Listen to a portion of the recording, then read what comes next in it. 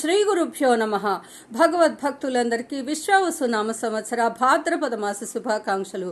ఈరోజు భాద్రపద బహుళ త్రయోదశి శుక్రవారము మహాలక్ష్మీదేవికి ఎంతో ప్రీతికరమైన రోజు.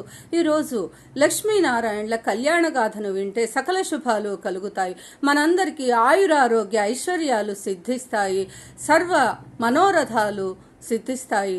ఇక ఆ దివ్యగాథను విందాము. పూర్వము ఒకసారి దుర్వాస మహర్షి లోక సంచారం చేస్తూ ఉండగా కొంతమంది గంధర్వులు ఆయనకు దారిలో కనిపించి దుర్వాస మహర్షిని పూజించి సత్కరించి ఆ స్వామికి గంధర్వలోకం నుండి తెచ్చిన సువర్ణభరితమైన పుష్పమాలను సమర్పిస్తారు. ఇక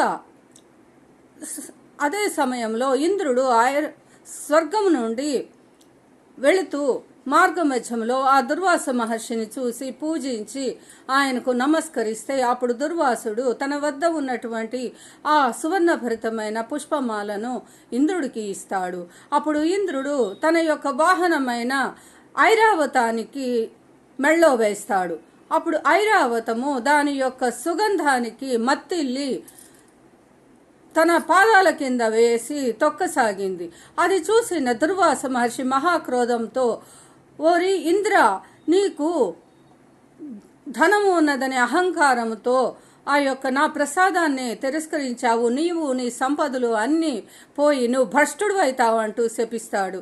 ఇక ఇంద్రుడు చేసేది లేక శ్రీమన్నారాయణుని శరణు వేడితే శ్రీమన్నారాయణుడు, మీరందరూ దేవతలు రాక్షసులు అందరూ వెళ్ళి క్షీరసాగరాన్ని మధించండి అంటే అప్పుడు ఇంద్రాది దేవతలు రాక్షసులు మందర పర్వతాన్ని కవముగా చేసుకొని వాసుకి అనే సర్పాన్ని తాడుగా చేసుకొని ఆ యొక్క క్షీరసాగరాన్ని మధిస్తే క్షీరసాగరం నుండి ఐరావతము, కామధేనువు, కల్పవృక్షము, చింతామణి, ఇంకా దేవతల వైద్యుడైనటువంటి ధన్వంతరి అమృత కలశంతో ఇంకా లక్ష్మీదేవి సహస్రకోటి సూర్యప్రభల కాంతితో ఆ యొక్క సముద్రం క్షీరసాగరం నుండి వెలువడతాయి. అందుండే చంద్రుడు కూడా ఉద్భవిస్తాడు.